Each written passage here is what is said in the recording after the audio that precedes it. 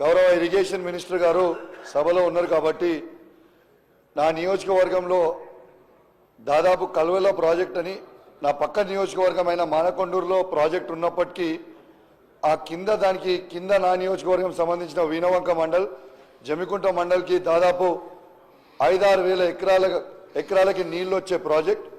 ఆ ప్రాజెక్ట్ని పోయిన జూలైలో 2023 జూలైలో తెగిపోయింది.